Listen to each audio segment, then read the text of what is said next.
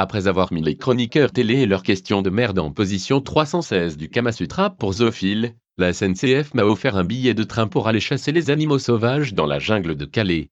Alors j'y suis allé, en fils de pute amoureux de la nature que je suis, voir de quoi les journalistes parisiens nous disent qu'ils retournent.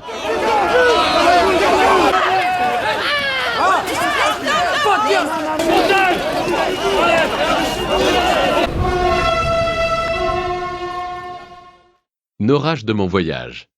Depuis la destruction du camp d'accueil de Sanguette par l'empereur Attila Sarkozy en 2002, la situation est belle dans le nord de la France.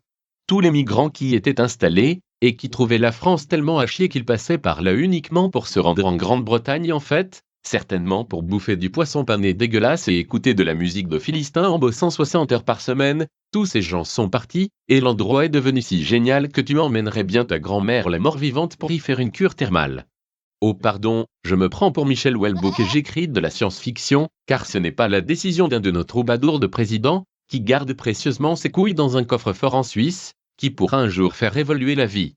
Ça n'est plus le cas depuis avant Ramsès II, et donc depuis 14 ans, les immigrés de Sanguette sont devenus les migrants de Calais, pour le plus grand bonheur de la sémantique et de ceux qui habitent ce bled, déjà bien à en temps normal.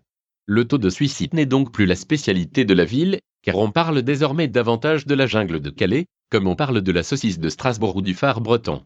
Aujourd'hui, entre 6 et 10 000 personnes y vivent, venant de tous ces endroits du monde déclarés zones sinistrées par toutes les agences de voyage. Ce cas est si unique que même la mentalité mainstream a abandonné la bien-pensance habituelle et appelle cela une jungle, c'est-à-dire une zone sauvage où la nature impitoyable et la loi du plus fort ont repris leurs droits sur les Français fragiles.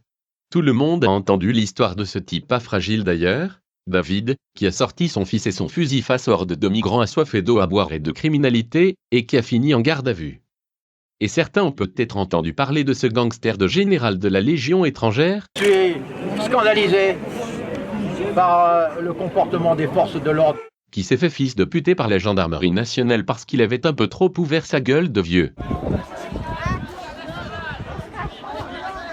Alors moi j'ai un ami de gauche, Jean Anonymous, il aime les pâquerettes et tolère même les pédophiles en série car ce sont des êtres humains, et j'aime beaucoup l'écouter car il me raconte des jolies histoires pour m'endormir. Lui, il dit que c'est un scandale putain, que le gouvernement il est méchant et empêche David de faire des barbecues avec les migrants, alors qu'ils ont tout pour devenir amis, en les enfermant dans un ghetto au lieu de leur offrir des maisons avec piscine. Il me raconte aussi que quand même, des fois, David est un connard de fasciste qui ne veut pas que les gentils migrants plantent la tente dans son jardin après le barbecue. Alors bon, je suis très en colère moi aussi, car a priori c'est la mode. Connard de Jean Anonymous, moi je trouve difficile de juger, dans un appartement chauffé à 40 degrés, en tant que fasciste qui mange des enfants comme en tant que gauchiste qui sauve des bébés phoques, la situation de merde dans laquelle toute la population ancienne et nouvelle est plongée à Calais.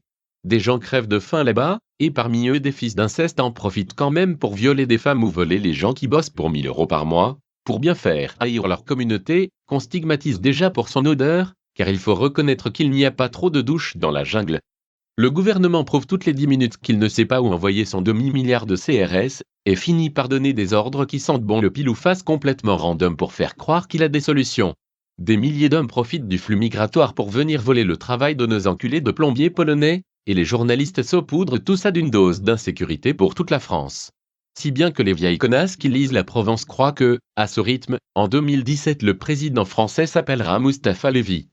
Alors tes solutions binaires d'étudiants en sociologie des arts plastiques, tu peux les enfoncer dans ton fion jusqu'à ce que mort s'en suive.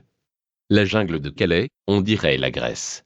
Mais contrairement à la Grèce, on y trouve des restaurants encore ouverts, à la pointe de la réforme orthographique de Najat Vallaud-Belkacem, des chiottes et même des épiceries où toutes les dates de péremption ont connu la reine d'Angleterre quand elle avait encore ses règles.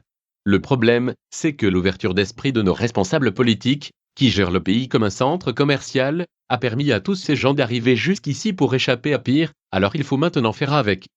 C'est juste un constat, Jean Wallstrumpf, tu peux retourner regarder les podcasts d'un PD moqueur.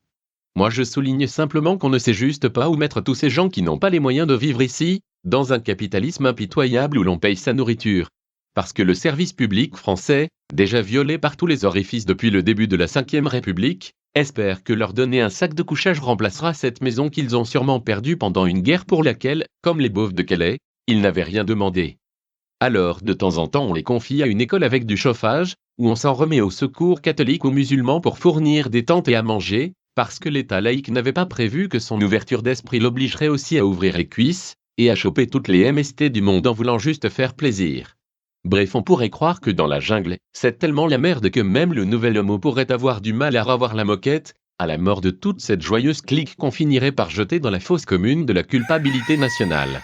Mais ce n'est pas le cas, car si l'on en croit l'empressement du gouvernement à vouloir régler la situation, à Calais, il doit faire bon vivre. Même si on finit par y crever.